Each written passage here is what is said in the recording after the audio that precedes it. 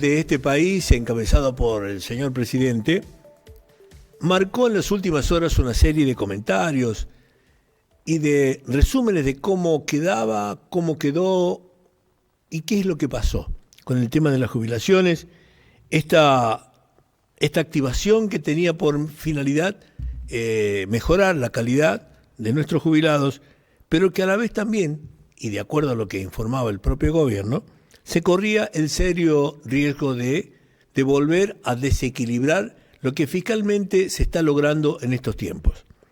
No fue, me imagino, una decisión fácil a nivel provincial, a nivel nacional, pero también quiero saber qué pasa cuando de pronto, como el gobierno de Córdoba, aumentó jubilaciones, que está bien, el número que tienen ellos de jubilados no es tanto y no es tanto el dinero. Todos estos temas con el tema de las jubilaciones creo que tienen un cierto atractivo. Por eso estoy en contacto con la doctora Soledad Romero Leo para que me explique cuáles son las consecuencias que va a tener de ahora en más esta decisión presidencial. Doctora, ¿cómo estás? Buenas tardes, un gusto. Jorge Ocampo te saluda. Hola Jorge Ocampo, buenas tardes y saludos a toda su audiencia.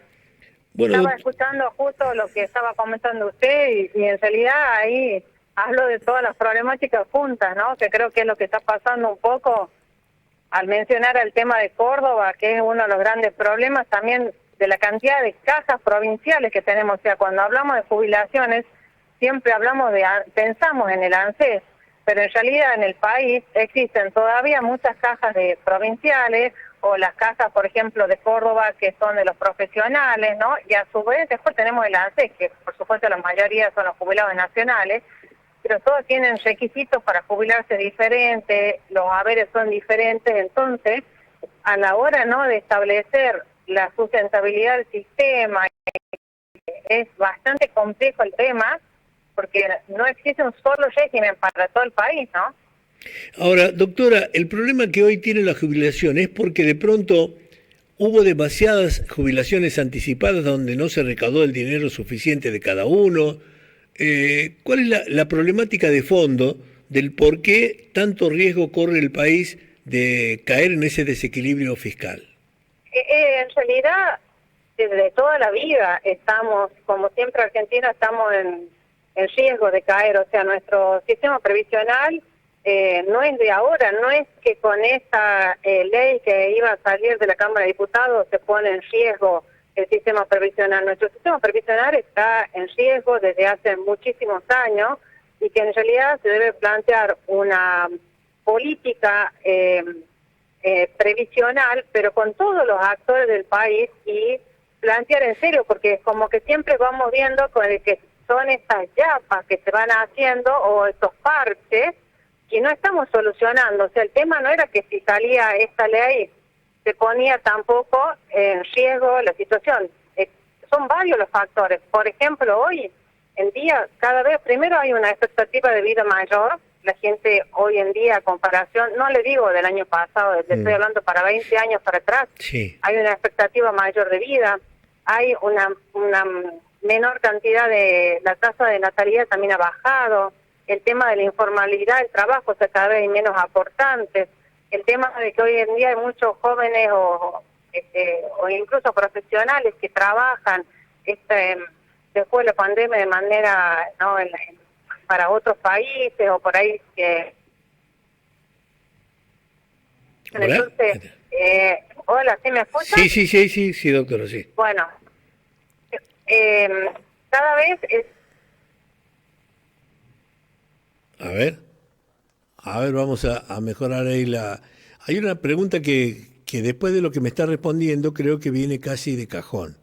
Y es el hecho de poder preguntar cómo una provincia como la nuestra, pagando una suma de dinero en negro, ¿por qué no aportarla a esa jubilación tan paupérrima que tenemos acá, por ejemplo, en La Rioja? Esos pagos en negro creo que no suman, por el contrario, son una solución pasajera que el beneficiario lo recibe porque no tiene el sueldo correspondiente. Si cobraran el sueldo correspondiente a lo que deberían pagar por cada una de las funciones cumplidas, no hace falta hacer un pago en negro en el mes en la mitad del mes.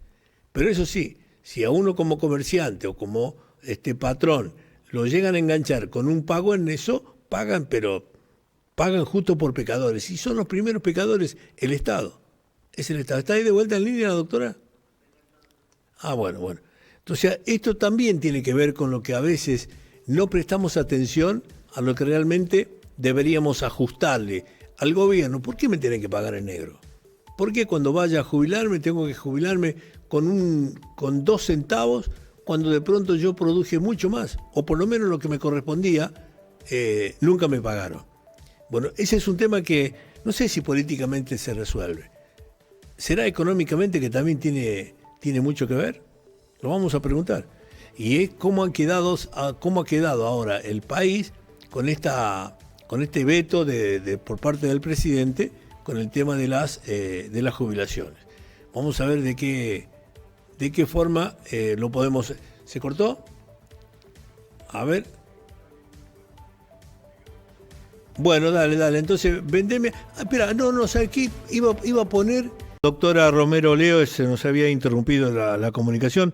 Doctora, volvemos al tema del veto presidencial y del porqué de esta modificación nuevamente en los planes jubilatorios. Que yo agregaba cuando usted se había cortado la línea, de que por qué de pronto a veces los estados, como en el nuestro, el riojano, paga dinero en negro y que no impacta en la jubilación. ¿Alguien tiene la potestad, el poder de corregir, de exigir un mejoramiento en ese sentido, doctora? Sí, por supuesto. Como le decía recién, nuestro sistema previsional está en crisis, pero no de ahora, sino de hace muchos años, y a futuro cada vez se complica más la situación. Porque hoy la expectativa de vida es mayor que hace 20 años atrás. La tasa de natalidad también tiene que ver. Hoy cada día hay menos aportantes también. Pero esto no significa, digamos, si bien, o por ejemplo la forma de trabajar, que hoy se trabaja mucho para el exterior, entonces no se aporta a nuestro país. Entonces las moratorias, entonces existe una serie, o sea, son muchos factores y además, como le decía al principio, de que el ANSES maneja la mayor cantidad de gente que se jubila, pero además existen muchos regímenes, porque existen las cajas provinciales. Entonces, como Córdoba, como usted comentaba, que aumentó las jubilaciones, entonces, y por ahí manejan otras jubilaciones con quizás un monto mayor o menor cantidad no te exigen los 30 años de aportes como te exige ANSES. Entonces todo esto hace que nuestro sistema sea complejo y que se tiene que trabajar de una vez por todas, digamos, de una manera seria entre todos los actores de una sociedad, ¿no? Considero de que el lugar para debatir, digamos, nuestra Constitución establece que se encarga de la materia previsional, las facultades que tiene es el Congreso, la Cámara de Senadores, y se supone que ahí está la representación de todo el país. Por supuesto que el presidente tiene esta facultad del veto, pero también resulta un poco contradictorio cuando el año pasado él, a través del veto, cuando salió la ley y él vetó, y el mismo Estado reconoció la pérdida del poder adquisitivo de las jubilaciones, más de un 45%, con la fórmula de la ley anterior, la ley de Alberto. Yo cuando hablo no es una cuestión política, sino para ubicarnos en los periodos, con la ley que estaba anteriormente, que era un índice de recaudación y de salario, el mismo Estado reconoce y veta esa ley, diciendo que reconociendo la pérdida del poder adquisitivo de los adultos mayores y cambia la fórmula por la inflación. Entonces, él mismo reconoce y este año veta y por un aumento del 7%, que en realidad son los puntos que se han perdido al principio de año antes de este veto de abril, ¿no? Que eran los aumentos que daban. Por supuesto que cuando lo trataron hay varios temas, ¿no? La ley de emergencia de discapacidad es una cosa, el ingreso de nuevo de las moratorias era otro tema, y el otro tema que habían tratado era el tema de este aumento a las jubilaciones, ¿no? Que él vetó estas tres proyectos de leyes que salieron.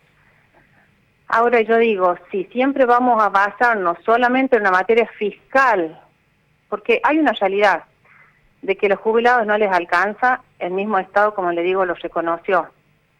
A ver, y hoy tenemos a la justicia que está diciendo otra cosa, o sea, tenemos el legislativo dice una cosa, el presidente también hace uso de su facultad del veto, y el poder judicial que está diciendo otra cosa.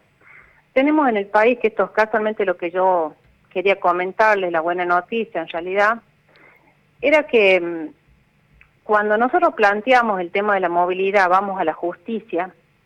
¿Yo qué digo? Yo no digo que el ANSES le está pagando mal a un jubilado. Lo que pasa es que nosotros le demostramos al juez la pérdida del poder adquisitivo de ese jubilado, de ese adulto mayor, y la justicia le está dando lugar a que cambien el índice. Tenemos periodo 2018 al 2024, estoy hablando de cuando, antes de la pandemia, cuando asume Alberto Fernández, él declara la emergencia y ahí suspende la movilidad. Ahí tenemos una ley que suspende la movilidad y los aumentos se dan por decreto. Y luego de eso establece una ley de movilidad que iba a tener en cuenta la recaudación y los salarios. ¿Qué pasó? Que en estos años, del 21 al 24, hubo mucha inflación y obviamente que recaudación no hubo mucho porque había pandemia, porque la mayoría de las empresas cerraron, y bueno, entonces nosotros, ya varias cámaras del país se van, están sacando fallos favorables en donde están diciendo que sí, que justamente que a la persona le aumentaron el 20% y cuando la inflación fue del 60%, ¿no? Pero por supuesto que esos fallos son solo para esa persona. Bueno, teníamos Salta, tenemos Mendoza, Mar del Plata, Bahía Blanca, Tucumán. Ya hace un mes atrás salió el fallo de la Cámara de Córdoba, las dos cámaras ya se pidieron, donde cambian el índice de la persona, en vez de esta ley, estoy hablando de la ley de Alberto, sí, por el índice de inflación. Y la semana pasada, el día jueves, yo fui notificada en La Rioja de la primera sentencia que salió en La Rioja, donde, siguiendo por supuesto el criterio de la Cámara de Córdoba, cambian a una persona el índice de esta ley, o sea, ordenan, declaran la inconstitucionalidad de la ley 27609, que establecía este índice de variación por recaudación y salario, por el índice de inflación. Esto le significa a la persona que más de un 50% de la jubilación le reconoce que ha perdido. Entonces, para esa persona le van a cambiar teniendo en cuenta el índice de inflación. Entonces, estamos viendo, doctora, que la justicia... Para esa persona solamente, pero después eso se hace, va a producir un antecedente. Por supuesto va a ser, que antecedente, claro. Bien. Ya tenemos en La Rioja, que era lo que yo esperaba, la justicia, porque hasta ahora, digamos, la justicia, el juzgado de La Rioja, el juzgado federal, nos venía diciendo que no a la inconstitucionalidad de estas dos últimas leyes que les estoy comentando, sí, pero después que la Cámara de Córdoba dijo que cambian el índice por el índice de inflación, La Rioja ya se expidió y tenemos la primera sentencia. Por supuesto que es para esa persona, pero ya sirve como antecedente para que en los demás casos se va a expedir de la misma forma. Es decir, que toda la gente que estamos haciendo juicio van a salir favorables. Y supongamos, seguramente el ANSES lo va a apelar, pero ya sabemos que el criterio de la Cámara es el mismo. Y tiene que adoptarlo, sí. Tiene que adoptar el mismo criterio. Entonces, como le digo, la justicia está diciendo, sí, hubo inflación y la persona perdió la capacidad adquisitiva con lo que gana en jubilación, corresponde que se le cambie el índice y que se tengan en cuenta el índice de precios. Y tenemos, esto lo dijo la justicia en su momento, lo dijo la Corte con el caso Badaro, pero había una omisión legislativa en su momento. Hoy en día estamos en la misma situación que en su momento, en el año 2002, cuando se declaró la emergencia y cuando no se sancionaban las leyes del Congreso, entonces la justicia le dijo que había inflación y que le aumentaron a un jubilado el 88% de su jubilación. Aquí había omisión legislativa. En este caso hay leyes, pero es como que después son vetadas y no dan los aumentos que corresponden, digamos, ¿no? Sí. Entonces, vemos que es como ¿qué va a hacer el jubilado? A ver, y bueno, voy a hacer un juicio, pero lo que pasa es que yo siempre le digo, el juicio te va a llevar, por supuesto, años, o sea, tampoco le estamos solucionando que ya, ¿no es cierto?, va a cambiar el haber, esto le va a llevar un juicio que lleva muchos años. Queda como este último garante el Poder Judicial, que por supuesto, que gracias a Dios está escuchando estos reclamos, por supuesto que se demuestran con números.